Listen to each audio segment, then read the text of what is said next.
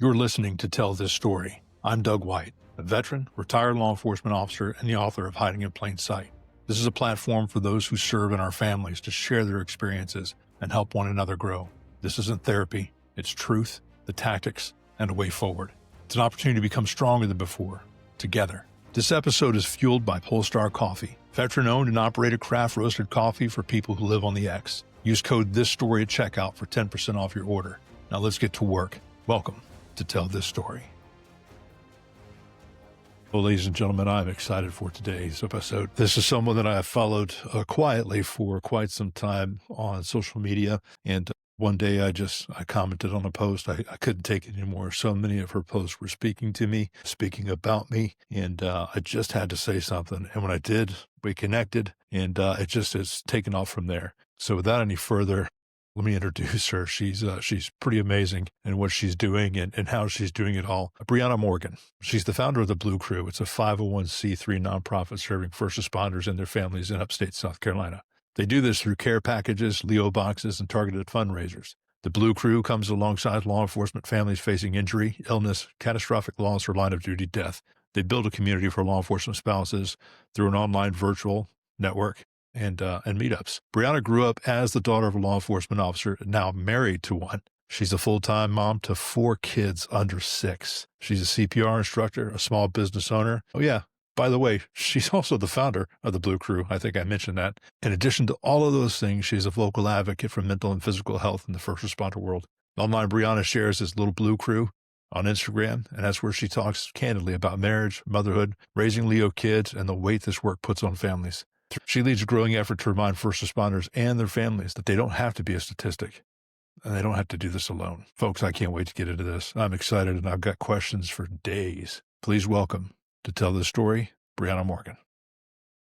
Breanna, I've been waiting a while to get you on here, and for those that are just tuning in, you know, they've heard your bio, and I've got to tell you and everyone else who's listening, I am a huge fan of Little Blue Crew, what you're doing on social media, the stuff that you put out. If people aren't following you, they need to follow you. We'll get into all of that stuff as we continue, and of course, everything will be in the show notes. But I've got to tell you, I find myself inspired to just comment on everything that you put out, because I hear a lot of things that I wish I had heard and wish I had known throughout my career. And they speak to me, and often than not, I regret they speak about me. So it's fantastic what you're doing. But anyway, enough mumbling for me.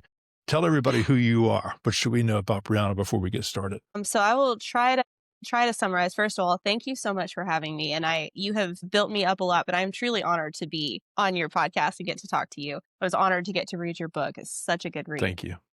So basically, I am a grown law enforcement kid. So my dad was a law enforcement officer for most of my life. He started his career when I was 5 and he retired 2 years ago. So that's really all I knew growing up. And then I actually ended up being married to a cop. He wasn't a cop when we got married, but within our first year of marriage, he was going through the hiring process and became law enforcement. So I've known it as the kid and now as the spouse. And I'm also a mom to 4 kids. It was under 6, but the beginning of this month, my oldest just turned 6. So now I can say 4 kids, 6 and under.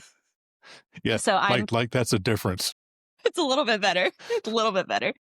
So I am mostly a stay-at-home mom. I tell people I'm a stay-at-home mom. I do run a business as a CPR instructor. I've been doing that for 9 years this month. And then I also run the Little Blue Crew Instagram account and then the Blue Crew nonprofit that we just started actually in January of 2024 is when we launched. But in the past couple of months is when we finally, to be candid, had enough money to actually start doing things. And so we're kind of full bore trying to get that up and running and get some events scheduled and do all of that. It is amazing.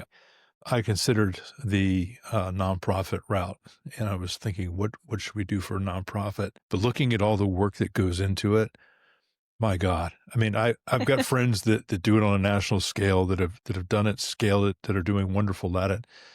You know, attorneys will say, hey, we'll fill out the paperwork for you and we'll charge you. And I still look even beyond that, and I'm afraid of it. So that's a heck of a thing. And I hate asking for money. And even if the cause is wonderful, I just, I don't know. I don't have that skill set. So bless you for doing that. That's I don't have that skill set either. If it makes you feel any better, I don't have that skill set either. But the bravery to jump into it. We're working on it. Yeah, but still to say, you know what?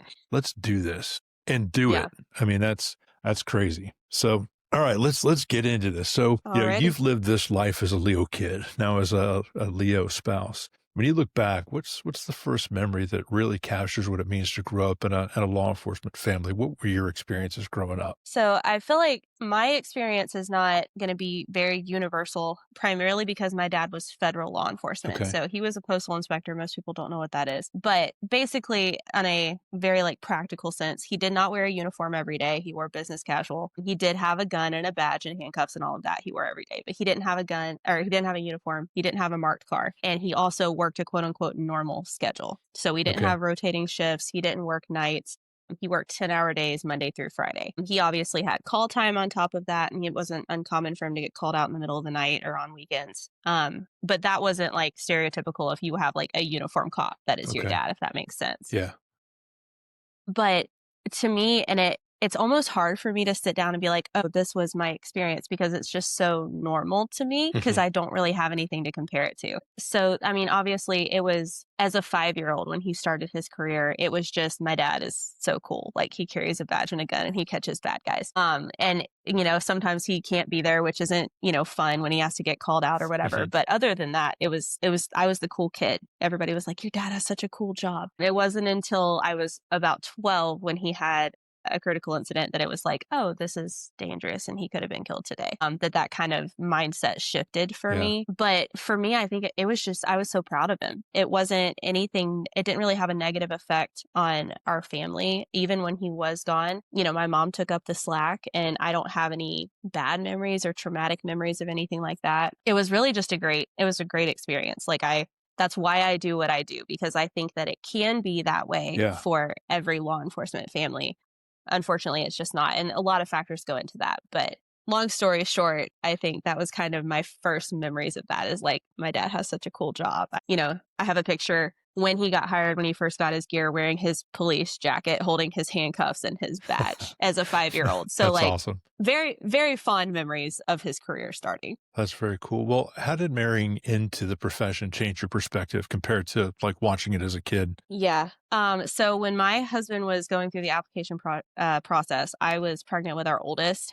And I think my dad's critical incident, it definitely changed the way that I thought about the profession. And then 2 years before we got married, we had a local line of duty death, and his wife was pregnant with their daughter when he was killed. And Mm. so there were a lot of things that were very triggering to me through that process. And I always told him, I was like, I know for a fact this is God's will for you. This is the safest place for you to be. Just emotionally, I'm really struggling with that right now. So we were obviously able to work through that. He got hired when our oldest was 4 months old. And then that year, 8 months after that, we had a department line of duty death. That was also my dad's best friend, which I can kind of get into in a little bit. But we have jokingly said that, like, I don't feel like we've been able to really process in a normal way the start of his career until like the past 12 months, because it was just so much in survival mode. And then there was the line of duty death in our department. And then he was in field training, and then he was getting transferred. And then we had some family deaths that happened. So there was just a lot, not just law enforcement related, but a lot of it was. So it was hard, but it was because of those outside factors. It wasn't the job itself, I feel like, that made it so difficult. I like what you just said there, and it got me thinking about something that I've said for years before I retired. And I think people on the outside and even people on the inside, like law enforcement leadership, they think that who you are and what you are is encapsulated in this 8 or 12-hour shift or this 20 or 25 or 30-year career. That this is the bubble. This is how they see their employee.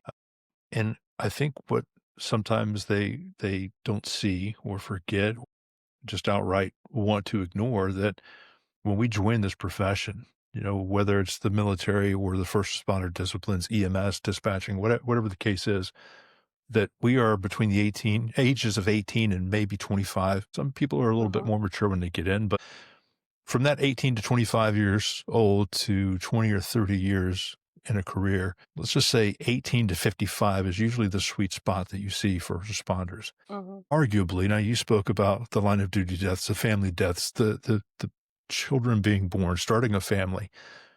Between 18 and 30 and 55 years old, the greatest amount of things that are going to happen in your life is just the business of life, meeting the person that you fall in love with, your person, being married, Right. having kids, buying a house, losing parents, losing friends, a divorce, God forbid, losing a child. I mean, all of the big things that impact you Mhm. outside of your professional life are going on at the same time as all of the things impacting you in your professional life. And I think that sometimes leadership may lose sight of that. Mhm. And sometimes we may even lose sight of that ourselves. Like, hey, that was a bad call, but there's a life going on outside of your bad day at work. Right. You're not the Right. only person that had a bad day today. And Mhm. I love that a lot of your stuff points those things out. So anyway, back to you and not me rambling.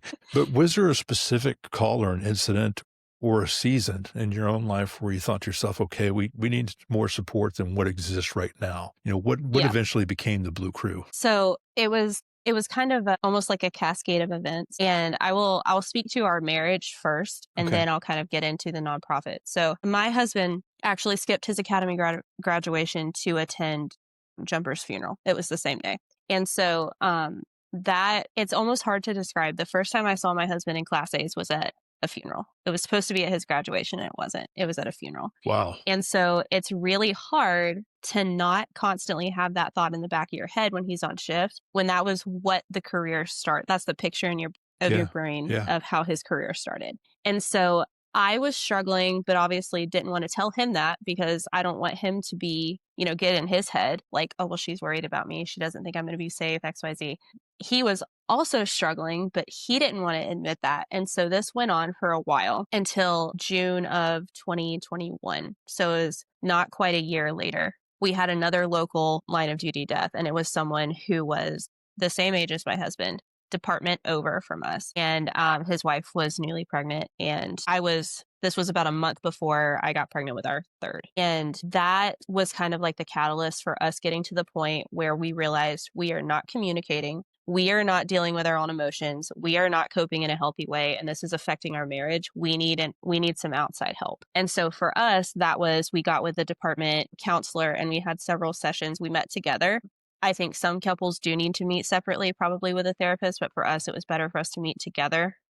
And if for no other reason, having that third party there to kind of guide our conversations and help us realize we're not talking about things like we should be because we're both trying to protect each other from each other's feelings when in reality that was actually making the problem worse and we were actually hurting each other by not telling. I was hurting him by saying, hey, like, I'm really struggling with worrying about you. Like, this has been a lot. So that was kind of the catalyst. And I feel like since that point, it was several months of going to therapy and working through all of that, that I feel like we are in a good spot, not because we never struggle with it, not because we don't snap at each other, we don't, we do everything perfectly, but because now after going through that, we do have the communication tools to sit down and be like, hey, we're not communicating, or something is going on with you. We need to talk about it. So that was kind of the catalyst for in our marriage specifically. And then through that, it really got me thinking about like, everybody is going through this. Different things may cause those issues. It may not be the exact same circumstances for everybody, but everybody's going through this, but nobody's talking about it. And that was the biggest thing to me is like, we're not the only law enforcement couple to have gone through this, to have struggled with this, but how come we had to figure it out for ourselves? How come we had to go and seek out help and resources? And so that was kind of when the idea of the Blue Crew started. It was kind of that in combination with wanting to provide care packages for if there was a line of duty injury or some kind of illness or something like that with law enforcement families, just to be that encouragement. Yeah. Because again, I don't see that happening. A lot of law enforcement families are just going through everything alone, sucking it up, going to work, doing what you need to do. And they're not really being taken care of. So that is kind of the long story short of how we got to where we are with the nonprofit. I love that. And circling back to the marriage, back 100 years ago, I was a young supervisor and I was on the midnight shift and I had a very, very junior crew. I mean, I had, I think my youngest deputy was 3 weeks out of field training and wow. the senior person was 3 years on. And so here I am, a new supervisor. I've got a sergeant who is just, he was non-existent. My first night, he told me, I'm retiring in 18 months and it's my job to teach you in that 18 months everything you need to know to be a sergeant. I think to myself, I've been adopted. I have a mentor. What he meant to say was, I'm not doing a damn thing for the next 18 months. This is your squad. Deuces. So with that, it was a really rough time. We had probably close to a dozen law enforcement line of duty deaths in the first 2 months of that year. 7 of them were in Florida. And so with a young crew with new girlfriends, new fiancés, new wives, and myself as a new supervisor, my wife took on role of the boss's wife. So she was now getting calls from these young deputies, girlfriends, wives, and fiancés. How do we feel about this? They're working night shifts. How do you deal with this? So she was taking on a lot of those things, along with being at home with a 4 and a 6-year-old, going through the same things quietly herself. Right. Now she's taking on, the worries of these younger ladies too. And I just thought, hey, how awesome is that for you, and how strong of you to be the boss's wife and, mentoring these young ladies. And never once did I think, and shame on me for this in retrospect, but never once did I think, hey, this has got to be a lot on you, because not only are you carrying your own worries and our own children and all of those things, but now you're carrying this for others. The reason I'm telling you all of that is because, one, I didn't recognize it. We weren't communicating well. We were basically running the business of having a family while I went off to work and did things.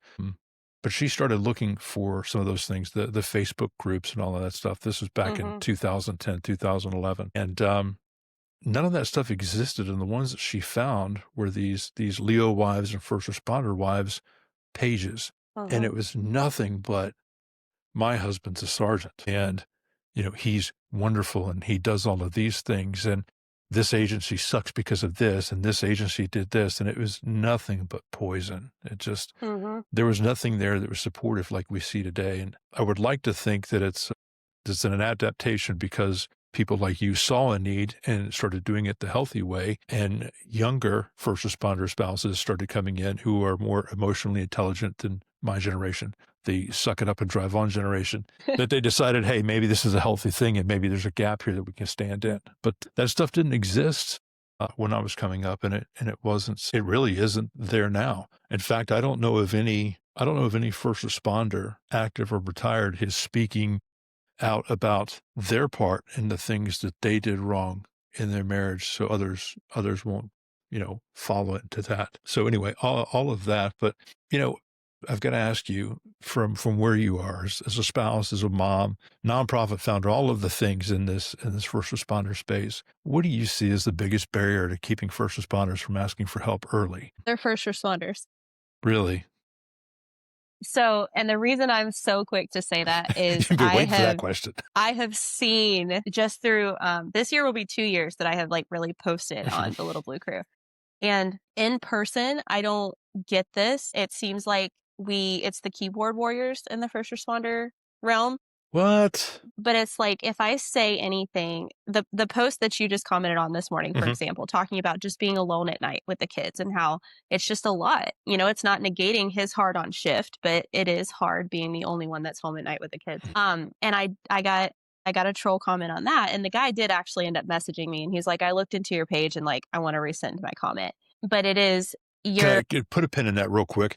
Look, if you're going to be, hey, wait a second, this is my podcast. I don't have to ask your permission. If you're going to be a dick and troll somebody and call them out publicly, character demands, and everybody listening to this with moral courage and all that stuff, character demands that you apologize in the same public forum that you were a shit in. Don't sneak off to the side and say, oh, I'm sorry I did that. No. Yeah. Put on your big kid pants. If you're going to be an asshole in public, you better own it in public. Sorry. That's a hot button for me, but I totally agree. And I also will usually, what a dick. I'll screenshot comments and I don't block out the username, because I have the same philosophy. I'm like, you commented publicly where everybody can see. If I'm posting it, why does that bother you? Yeah, if you're going to take your shot, you better stand there and receive incoming. Exactly. Yep. But I think for me, throughout my 2 years of posting, I can handle, the ACAP comments and the, we hate police. I got that. I expect that. It's the comments and the repost, and even people taking my content and reposting it on other pages to make fun of it, That is what really got to me. I'm going to drop his username. Anti-TikTok cop was one of them. And it's this accusation of if you say anything about what you've struggled with, how hard it is to be married to a cop, anything like that, you get labeled, you're posting it for clout, you're going to get your husband fired. You're basically the law enforcement version of a dependa, is basically Wow. what it is. And that's what I've dealt with. And sometimes I take breaks because it's a lot to be berated like that constantly. But I just try, and I would love to have a conversation with these people, but they won't have a conversation with me. They just want to repost it for their own clout, I guess. But I just want to tell them, like, you do realize this is the problem.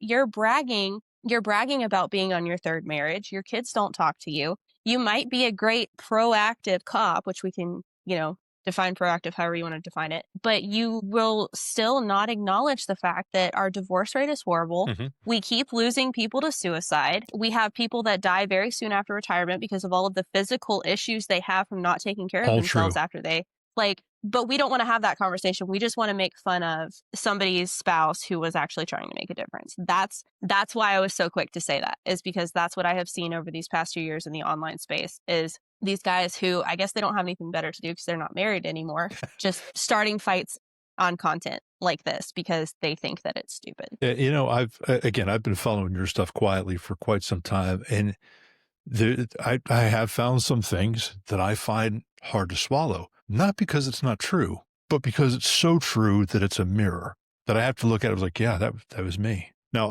I've owned my stuff, right. And I'm atoning, or I've atoned and atoning still for the things that I got wrong. And that's why I think the majority of what I do now is because I was wrong. I mean, I told an academy class on Friday, but before the keynote, to like, hey, look, this book that I'm giving you, this is a how not to some this is a cautionary tale. And for some of you, you're not going to believe it. It's going to turn into a crystal ball. Don't let it be a crystal ball. With some of the Leo spouses stuff that I see out there now. Sorry, my wife just texted me on my watch. I love you today. I'm not taking that out either. So she completely derailed me. Oh, Michelle. So I see some of these spousal pages, and some of them do come off a bit, poor me, I'm married to a cop or a firefighter, single parenting again. Okay, look, I get it. I'm not living your life. I can't comment on your life because this is your perception of it. And one of the pages that I really, really like, the Proud Police Wife, Becca Lynn. She has a lot of stuff out there. She's doing a lot of great things for Leo and specifically Leo spouses. But several months ago, there was this trend where people were asking the AI, whatever engine you use, to make a 3D action figure of a police wife or whatever the case is. And they would upload a picture of themselves and describe what they wanted. Hers was, her dressed up, or, a 3D figure of dressed up and, with the little bento boxes full of lunches and meal prepped and all this, the front leaning Leo wife. I'm here to take care of my Leo and be protective. And I was like, hey, that is so cool. Then some of them started posting, a mom who looked like she was homeless with a baby on the hip. The baby was crying. The diaper was full, handcuffs laying on the floor, black socks all over the place, hair frazzled and everything else like that. And I was like, you know what? I understand that may be the reality on some days, that, when your spouse, the Leo version or the Leo part is pulling 1%, whether that's their capacity or that's all they can give. And on most days, y'all are pulling 75 to 99% of the weight. I get that. And it made my heart hurt when I saw that, because for me, in my experience, looking at Michelle, I know that there are days that she felt like that action figure looked, but I never saw that. All I saw was the strength and the power that it took for her to keep our two kids going, and all of the events and things that they did, all of the stuff that she did, her extracurriculars, her work, and managing me and keeping up with that. And of course, coming back and looking at the bigger picture of where I went wrong for so many years, my vision of my perception of her being strong then was even bolstered by that, because on the days that I wasn't carrying 2%, she carried that 97 or 99%, and it was the majority of our marriage. And I just wish that first responders would see that in their spouses and realize, hey, they are carrying weight that they're not showing, and that you need to pull your weight. And I wish that first responder spouses would see themselves as the superhero that we see. And I hope that makes sense. I really do. It does. Yeah. I really do. I think it's I think it's, I always tell people, I don't think this is unique to just first responders. I No. think it's a universal marriage problem where you just aren't viewing your marriage and your family and your house as a true partnership. And like you said, some days my husband is barely given 1% at home, and that's fine. That would be a me problem if I tried to make him feel guilty for that. But the caveat to that would be there are some days I can barely pull 1% out. Yeah. And he steps up, and it's not me resenting him when he can't. It's not him resenting me when I can't. It's having that conversation. It's understanding that like we're working together towards the same goal. Yeah. Yeah. Well, when saying the conversation, having hard conversations like that, being intentional to have those hard conversations, to ask for help, neither partner in a relationship is a mind reader. But sometimes having those hard conversations, to be honest with you, there are times in my own career that I'd rather go out front and get into a gunfight. That's easy. Huh? I know I'm relatively sure that I'm trained for this and I can win that Yep. one. And coming into it with, okay, we're going to have an argument. I'm going to win this one. Stop. Right. I don't recommend Right. coming in with, I'm going to win this one or Yeah. she's not getting away with this mindset, because Right. you ain't going to win. Yeah. But Or one thing that I don't say it as much anymore, but when we were really struggling, there were times that he would say something to me, or it's just the way his demeanor changed. I would look at him and I say, "Hey, I'm not a call for service," because I could tell he was getting, and I mean, it was not like he would never yelled at me. He was never like nothing violent, anything like that. Obviously, I always tell people the caveat: if somebody's acting like that, you need to get help. But I could tell his demeanor changed. And I was like, "Hey, I'm not a call for service." So it was similar mindset. You've got to, and I've told him that before. I'm like, I understand that like feelings are really scary, but like we need to talk about them sometimes, because he's, just like you. Have me run into a school, I can do that. You have me sit down and tell you how I'm feeling, I cannot do that. yeah, no, I'm not prepared for that, because it's uncomfortable. I'm going to have to own things that I've done wrong, and I have to sit here and hear the things that I've done wrong. Well, when you said I'm not a call for service, that yikes. I would like to say, oh, good for you, but I've heard that, and that hurts. That hurts. When you're in the middle of a conversation and you feel that knife hand coming up. Oh, let me explain. No, that doesn't work well in a marriage. Yep. And I mean, I've gotten that way with him too. So I'm not saying like I was always in the right, because I definitely was not. But yeah, that was definitely a phrase I used a little bit. All right. So our peers are the biggest reason we don't ask for help. That's just my opinion. But And I see that. Yeah. Yeah. And if you can't go to your workmate about that stuff without feeling like you're going to be either ostracized or kicked out of the tribe or made fun of, or they're going to use it at some point, how in the world can you possibly go to your leadership? Mhm. So no, I understand that.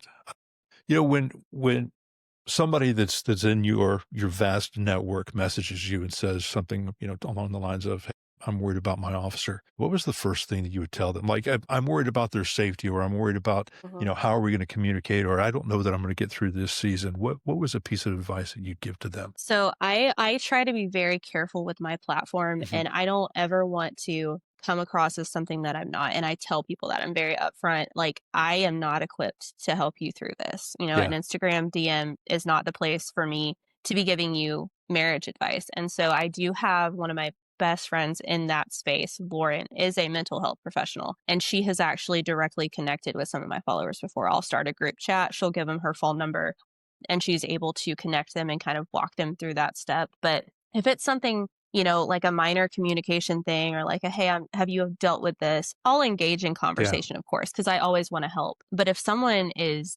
if we're getting borderline, you're worried for your safety, anything like that, I'm immediately bringing in, help, and I'm giving them the resources. I'm not obviously, turning them in or anything, but just giving them the resources to someone who can help them, because I am not that person. I am not equipped to handle that. I don't want to potentially make anything worse. Yeah. So I will refer people out. No, that's very responsible. I think with my own platform, I've said this several times, and I felt horrible having said this, that I can't help you get to where I am. I can show you where I was and tell you how I got here, but I can't go back and pick you up and walk that walk with you. And for a while I felt horrible, but I realized that I have to have that boundary, because I don't have the capacity to be there again. Right. So no, that's awesome that you have that resources and you give those resources. I think it's very important to know that stuff and not try to manage it all yourself. Yeah, that's amazing. But if it was one of those, hey, we're not communicating well, and it's something that you've experienced, something not Hmm. it's not dangerous, it's not a catastrophic, but hey, Breanna, how do you communicate with your husband when he's had a bad day, or you've had a bad day and you need to communicate that to him? What piece of advice would you give there? I always like to preface things. You can tell I don't like to be super black and white Yeah. because I know everybody handles things Yes. differently. Everybody has a different dynamic in their marriage. And so what works for me and my husband may not work for who I'm talking to. But I just try to present it as like, here's some things that I would try. If he came home and he had a bad call that day or it was just a bad shift in general, you don't want to just jump in and force a conversation. I think a lot of times, or even what my husband and I have developed is text me a number. If you don't have the words, text me a number so I kind of know where we are on the scale when Okay. you get home. And there have been times where I will time it. I will take the kids out on a car ride to like the car wash or grocery pickup when he gets home. So he has about half an hour to an hour to decompress in the house by himself. And then he's ready to kind of jump in and be husband and father. So that's something that we've tried. There are times where, he'll just kind of push through. We just don't talk about it. We co-parent in that sense, for the kids so they still get daddy time. And then after they go to bed, if he wants to talk about it, we can talk about it. Sometimes it's days later. I think the hardest thing for a lot of these spouses to kind of figure out is when should I push and when should I not? And I think that is such a hard balance to strike because there is the time to not say anything, to let them know that you're there, but not push. But for me personally, and my husband would say this too if he was sitting right here, there does come a time where I have to be like, hey, you're not dealing with this in a healthy way. You need to talk about it. We need to do something. We need to, whether that's going to therapy, that's, hey, you might need to go work out and get some feelings out. Also, it's okay to cry. Like, I don't care if you're a man, it's okay to cry. That's not a sign of weakness or anything. So I kind of just throw all of that at them and be like, maybe just try it. And if something isn't working for you, I always tell them take it or leave it. If it works, great. If not, try something else. But I think just putting the effort in and figuring out a system that works for both of you, because again, you're gonna cope different Yeah. ways, but just figuring out, and this is when therapy can be helpful too, figuring out like a number system so you know how he's coming home. Vice versa, he knows what kind of chaos he's walking into when he gets home. But just it always comes back to that communication. You have to have that communication, or it's just going to continue to drive a wedge between the two of you. No, I agree with that. Everything you said was beautiful. And again, I wish I had that 20 years ago. There's a lot of good stuff out there. I was on her podcast yesterday. It'll be coming out at end of December, but Dr. Medina Baumgart, Surviving Retirement, she speaks to the communication piece. And when I started going to counseling and Michelle and I started going to counseling together, the whole communication bit was something that we were each other's best friends, but we didn't have that communication piece. Hmm. So communications, a conversation would be prefaced first by, can we talk? Or do you have time Hmm. to talk to me about this? Right. Well, if you're good at communicating or you get better at communicating, it's just a conversation. And you don't have to set aside time. You just start speaking to each other and see Hmm. where it goes. And we do that now, and it's fantastic. There's no setting this thing up. It's just a conversation. And Right. I would tell the first responders out there, check to see how you're showing up when you get home. If you don't have that time to decompress after a long shift, I think the advice that you gave and just the tips that you just gave are fantastic. But also from the first responder side, be ready to communicate. I'm not talking about a Hmm. trauma dump or anything like that, but say I've had a rough day. This is why I had a rough day. It was, this type of call, and this is how it's going to be for me for the night. Whatever the Hmm. case is, because I've Right. found that if we don't communicate that to our spouse, if there's a history of coming home in a bad mood and we don't communicate why it's a bad mood, our spouse is going to internalize that and think to themselves, what have I done this time? 100%. And Yep. that's not fair, because one, you're expecting them to be a mind reader, not fair. Two, they're internalizing that and they think that they're the problem when in fact it's our lack of communication that is the problem.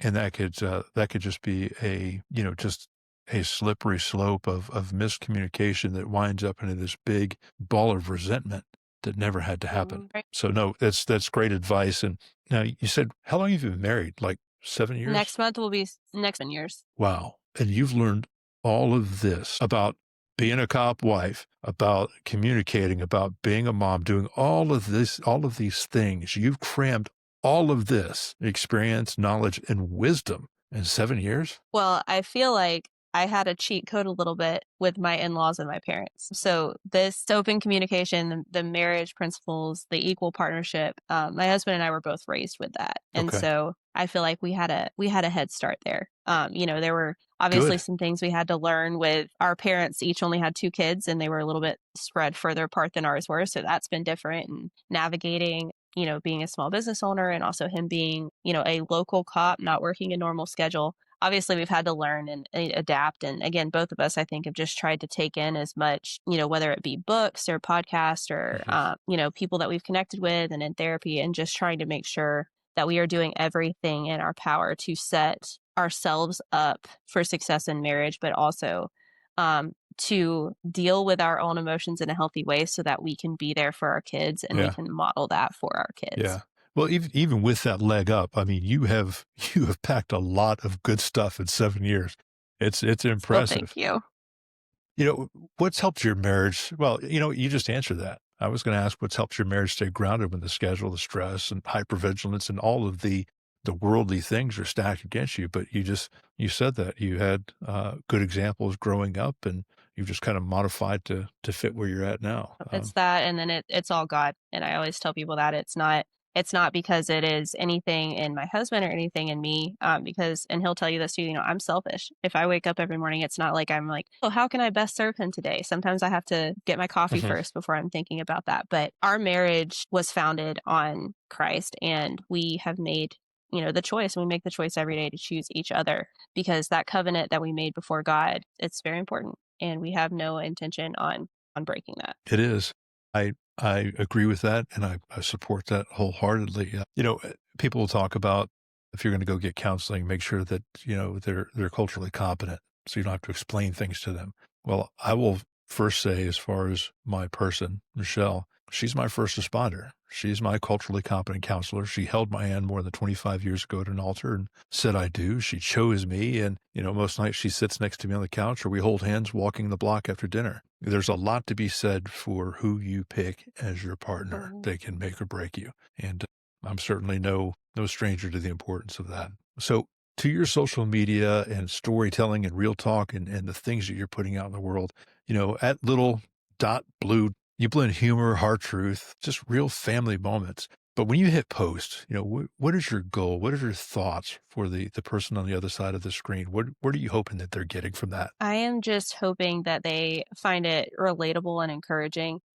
I established when I first started that I would not care about the number of followers, the number of likes, the number of comments, because I don't think if you're doing it for that, you're doing it for the right reasons. Agree. So if I can connect with one person, if a post can make one person feel seen, or if it can be something that you and your husband both laugh about, one evening when you're decompressing, that is my goal. It's never been about the numbers. I'm not looking for a certain percentage of engagement. I just want to be that space for people to be encouraged, to feel like their marriage is being supported, to feel like they're being supported in raising their kids. And also, and this is kind of a little bit more niche of me specifically, that's not necessarily the same with all other quote unquote Leo wife or police wife content, but also trying to bridge the gap. There's a lot of spouses that don't really know anything about law enforcement Mhm. and they don't really understand the inside jokes or the things that happen or the interdepartment politics. And so I do, just because I was raised with it. And I was the one who had the law enforcement experience before my husband because he wasn't raised with it. And so I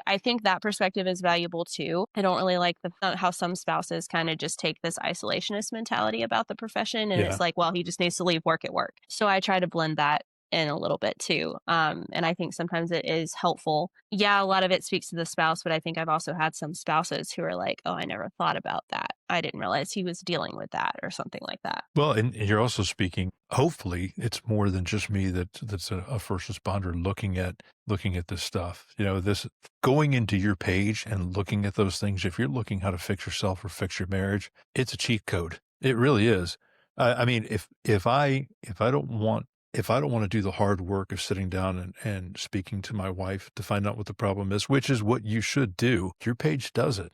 you've got the raw insight there that this is what's going on. This is what we're feeling. And, spouses, if you're listening, take a look at that page and look at it from the perspective of no ego and not being offended. And you'll hear those, the calls for help. It's pretty clear. Some of them have hit me right in the face, and I wasn't appreciative of it initially, but once I sat with it for a bit, I was very appreciative. So what kind of messages? I know we talked about some of the trolls and the jerks that are out there, but on the positive side, what kind of messages? What's the feedback you're getting from spouses and officers? And, do they tell you anything about where the culture of being a first responder is now? I think a lot of the messages that I get are really, a lot of it is I feel seen.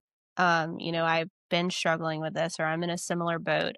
We just went through a work related injury with my Mhm. husband. And so I posted some about that with my stories. And there were at least three of my, I call them OG followers. They've been with me from the beginning, and they messaged, and they were also navigating a very similar timeline. One was a critical incident, and I think two were other on the job injuries. And so just being able to be that sense of community for them, because again, not every department really rallies around the family and the officer when something like that Yeah. happens. And so some people are searching for that. And I'm always encouraging people, you don't have to only have cop friends, but on the other hand of that, it is very helpful to have people who do understand that element of it, and they do understand what you're going through, and they've walked a similar path. So just, thank you for being relatable. Thank you for posting this. I have had several first responders message me and be like, this is my wife. Like, thank you for posting this. I'm sending this to my wife, or something like that. Or if I'm, calling out an issue within the profession, people are like, thank you for saying that, or something like that. So I do get a lot of that positive, and I'm very, very appreciative for that. I don't want to ever come across as like, I feel like I'm the greatest thing ever because I actually said what everyone was thinking. But I do get a great sense of fulfillment in knowing that it is helping people and it's encouraging people. It's also, I know from people that have messaged me, they've said, like, I started a get together with the wives at our department, or, I actually started checking on somebody after I saw your post. And that is what really means the world to me. Or somebody will be like, oh, we put together a care package like you did because somebody got hurt. Just inspiring people to do that in their little community, wherever they are, all over the country. That's really my goal. I want to foster that sense of community off of social media as much as I can, because you can only do so much behind a phone. I feel like Yeah. that face to face, tactically doing things for people is what I want to inspire people to do. That's awesome. Leadership is contagious. All it takes is one person to step up and do it. That's awesome. If there was a chief, sheriff, union president, whatever, if they were listening right now, and probably not, because we do a lot of calling out poor leadership here. But anyway, if they started tuning in, they want to support their people better. What's one thing that you feel that they could do this month that would make a difference for their people? What would you like to I see? think I think you need to do something for your families that doesn't involve alcohol. And I God. say that specifically. It needs to be where the families are getting to know each other. I think so much of the camaraderie and the brotherhood, so to speak, is always around alcohol. Like, I'm going to go leave my family. We're going to go have a bonfire in the middle of the night. We're going to go out bar hopping after shift. We're going to do something like that, which, in my personal opinion, again, just my opinion, I feel like breeds all of these marriage and family issues within the profession. And I really think if admin would step up and acknowledge the role that the spouses and the children play in the career, and included them more, there would be a big shift in the profession as a whole. Yes, if you're listening on Spotify, you can't see my smile right now, but I agree wholeheartedly with, well, every bit of that. The graduation that I spoke at on Friday, I actually said to the leadership in the room, there were several sheriffs and chiefs in there, and I said that, your agency has grown by at least double today because these young officers and deputies come with spouses and families, and now Mhm. you're responsible for their hopes and dreams as well.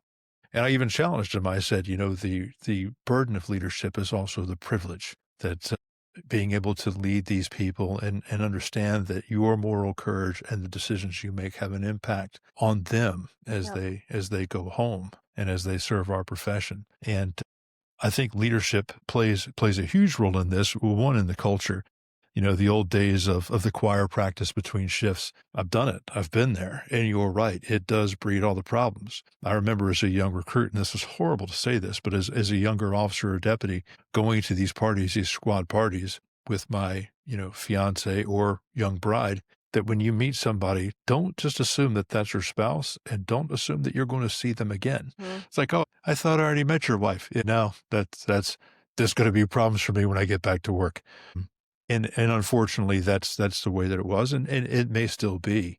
But you're right, that camaraderie is not there anymore. And if it is, it's usually surrounding alcohol. I remember going to squad and platoon parties, just standing there at the island in the kitchen or sitting around a table and just holding court, telling old stories, sipping on bourbon. Mhm. And why is this bottle empty? Who drank this bourbon? Just Yeah. me? Wow. And it's wholly unhealthy. So yeah, doing stuff for the spouses, I feel like that's the key, honestly, for maybe not just for the profession initially, but to make sure that your personnel are whole and the families are intact. Uh-huh. I believe that's going to translate to how they show up at work as well. Yep. Um, 100%. so in fact, I even said that at the graduation that being a good husband or wife, mother or father makes you a better law enforcement officer, not the other way around. Yep. And I'll tell you that from experience because I did it the wrong way. So same question, but for the spouse, for the spouse that's feeling isolated or burnt out, what's the first low risk step that they can take towards connection or finding help? I think you have to just acknowledge what you're feeling. I think there's a lot of, you spoke to the Facebook groups a little bit ago when we were talking, and the Facebook groups are horrible. I'm just going to say that. I They're can be on the ones that record I've saying seen that. are complete garbage. It's awful. They're horrible. Yeah. It's your husband is cheating on you. That is the moral of pretty much any post on there. Your husband is cheating on you. And so when you're reading that constantly, it starts to get in your head and you start to overanalyze everything. And then you also, I feel what I have found is you start to give yourself a free pass for the way that you're treating him and you're not dealing with your own emotions. So I feel like whatever end of the spectrum, if you're worried about that, if you're just worried about his safety, or if you just feel like I'm really burnt out and he's constantly picking up side jobs and he's working overtime and I never see him and I'm always with the kids and we don't have family, you have to tell him that because chances are he has no idea that you're actually struggling. Communication goes both ways. And I feel like the spouses are just as bad at internalizing and not dealing with their feelings as the responders are. They don't even think about it because it's like, well, I'm struggling because I had to discipline the same kid 18 times over the same thing today. I didn't have a dead kid call or something like that. And so we start to have this internal competition of like, well, what I'm dealing with isn't what he's dealing with, so I should just keep my mouth shut. And that's why I post a lot of the stuff that I post is to encourage you that what you're dealing with is hard and those feelings are valid and it's not a competition. Yeah. You just have different things that you're struggling with and you both need to talk to each other about. Yep, that's exactly what your post that I commented on today, because it is there. You're doing different things. Mm-hmm. Put me at home with 4 kids under 6 and under. Nope. I'll take a robbery in progress. Thank you very much. That's what my husband says all the Thank time. you very When he much. is home, he tells me, he's like, how do you do this No. all day? No. And Michelle still goes out of town. She goes, I'm worried about leaving town. By the way, this was last week. I'm worried about leaving town. I'm like, they're 20 and 18. They both drive. They have Amexes. They have jobs. Well, who's going to feed the kids? Chick-fil-A, likely, if they're not going to eat what I'm fixing. And she's just kind of looking at me like, I'm so worried. I'm like, Yeah. we're going to be all right. Yeah, and nobody lost weight, so we're good. Yep. But it's just so funny that, and you're right. I don't know if I was deaf to it or that I just saw that she's a superhero. I mean, it's a mom superpower. She's got this. And Yeah. maybe I was completely self-absorbed and involved with what I was doing at work and trying to achieve there, that even if she had written it on a brick and hit me in the face, I would have been deaf to it. It was all me. Could communication have been better on both sides? Absolutely. But you've got to own your part of it. Yeah. So that's great stuff. We have barely talked about Little Blue Crew. What is it specifically that y'all do? So the nonprofit right now started as care packages. So we basically, we've done line of duty primarily, but we have done other stuff that hasn't been line of duty. And that's really important to me to make sure that the families feel supported, even if it doesn't happen at work. So we've done for a family who had a baby in the NICU. We've done one for a family who had an off-duty motorcycle accident. Almost didn't make it. Praise the Lord that he did, though. But that's kind of how it started. And then we started what's called a Leo box, and it's kind of morphed a little bit. But basically, we're taking nominations from anybody, the community, the family, the department, for a cop who's just a good cop and a good person and a good father and husband or mother or wife if it's the female.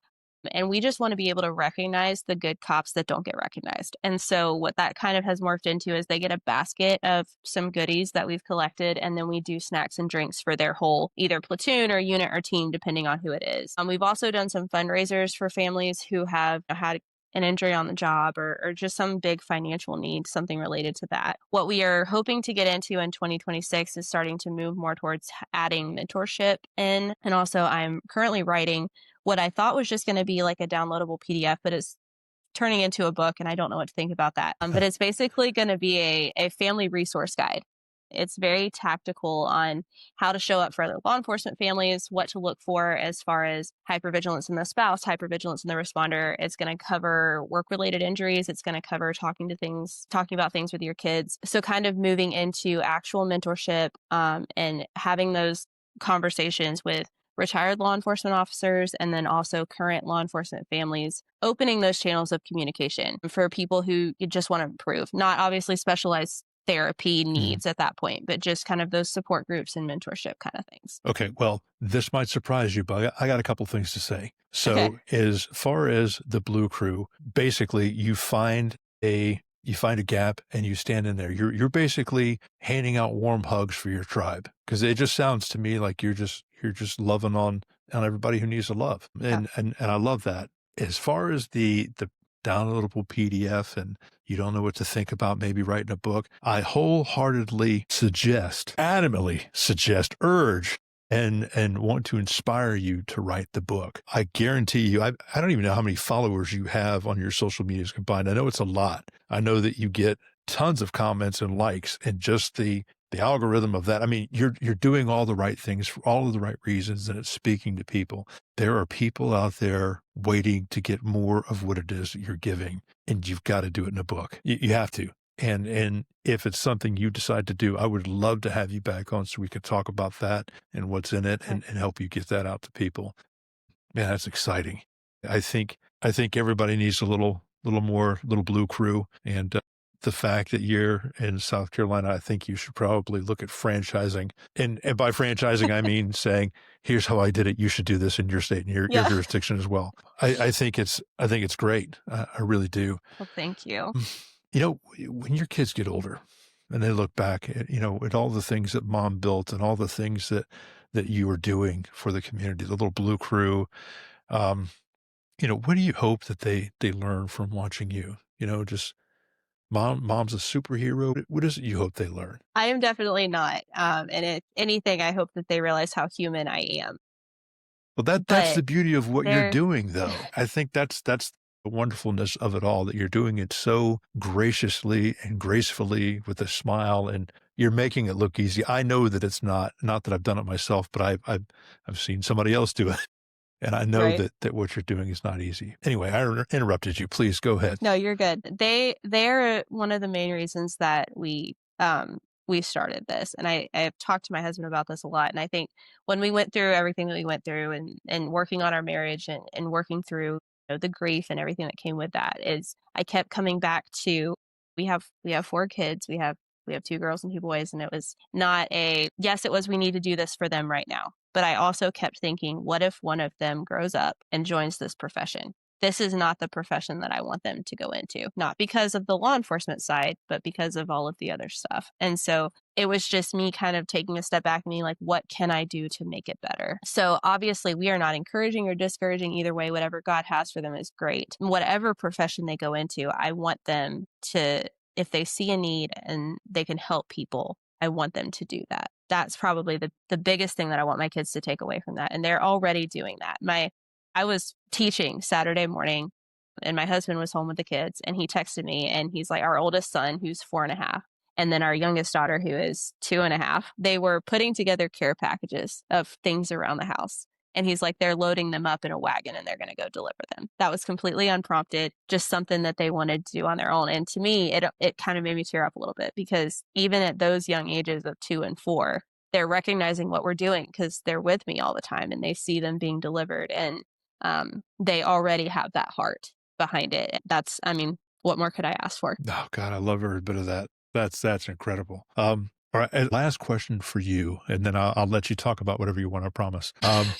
If you had every first responder spouse in the country in one room and you had 60 seconds with them, not that you need all 60 seconds, or if you had more than 60 seconds, what would you say to them? I think the biggest thing is just don't be afraid to ask for help. I feel like 99% of the issues that I see and that people message me about is you need to acknowledge that this is really hard and you're struggling and you need some kind of help. Sometimes it can people bring us meals while my husband is laid up because I'm having to do everything for everybody and that's too much on my plate. Or I need to get childcare so I can I can go with my husband to therapy. Or even just, I don't know how to talk about my feelings. I know that I'm having feelings. I may not even know how to label them, but I need to talk to somebody about that. I think that is the overarching theme, both physical needs of law enforcement families, but also the mental and emotional and spiritual needs of law enforcement families is just as a group, because we're the ones serving and protecting and helping other people, we are almost allergic to asking for help ourselves. And I want people to realize that it's not weakness. You're not going to be looked down upon, but like, we don't know how to help you if you don't say that you need help. Wow. I think that is that's a message transferable to the other side of the marriage as well. What do you want to talk about? You've indulged me for all this time. What messages do you want to get out? I don't know. I feel like I have so many and I have a tendency to ramble. I want Hey, to me try too. and It's stay. okay. Yeah, I want to like stay focused on the goal. But there's just such a need. Like if I could leave anybody listening with one thing, it's just don't wait on somebody else to start something. Don't wait on somebody else to be like, hey, can you come help me put together a care package? Be the one to do it. If you have somebody in your department who, like we just had a NICU baby, be like, hey, is somebody setting up a meal train for you? Can we come clean your house? Can we do something like that? And a lot of times those mental and emotional conversations will usually come, but especially with somebody going through it, whether they're dealing with burnout just from their spouse being gone all the time because they're trying to make ends meet because this economy is nuts, or they're actually dealing with some kind of illness or injury, or they had a critical incident, anything like that. I feel like just be the one that shows up for people. And I promise you, people will start showing up for you too. But you've got to be the one. Don't wait for anybody else to do it. You've got to stand up and be like, hey, there's a need. Let's go figure out how we can meet that need. Leadership is contagious. Where can everybody, well, first, how can everybody support the Blue Crew? So social media engagement is huge. Obviously, you mentioned before, you're terrible at asking for money. So am I. Obviously, we could not do what we do without donations from people. And you can find information about that and donate directly on thebluecrew.org. That's our website. But even if you're not able to do that, just pray for us that we would be able to help people as God would have us help people, and that we would find the people that need help. And also engaging with our socials just helps get the word out and the message out there. So our nonprofit is at thebluecrew.official on Instagram, and then iamlittle.blue.crew on Instagram. And you post great stuff. I don't want you to give away the secret of who does your social media. And you're probably going to tell me it's you and all you, which is going to drive me nuts because I think it's so beautifully done, so well done, so thoughtful. And I really do. I think it's great. It's like, God, man, it's just, I wish I could do that because I got to be careful the way that I speak to myself. I don't suck at it, but I'm no longer horrible at it. We'll say that. Yeah. So, well, if you look way back when I first started, I don't think anything you do could be worse than that. So challenge accepted. We've come a long way. I've really, really enjoyed our time together. I appreciate you taking the time to share some of this with us. And thank you so much for having me. No, thank you. Folks, thanks for joining us here on Tell This Story. We've had a great opportunity to sit down with Breanna and hear about the Blue Crew and everything that they're doing and all the wonderful wisdom that she's packed in such a short amount of time. If this resonated with you, please make sure that you send this podcast to other people. Make sure you follow the little Blue Crew and everything that she's doing on her wonderful journey. Until next time, we'll talk to you later. That's going to wrap it up for this episode of Tell This Story. Thank you for staying in the fight. If you enjoyed this episode, share it with one person who needs it. Check out the show notes for our guest contact information and all their socials. Follow Tell This Story on the platform of your choice. Hit like and subscribe. Every rating helps get our voices to the people who need it most. Get your copy of my book, Hiding in Plain Sight, The Truth About Trauma, Service, and the Way Forward.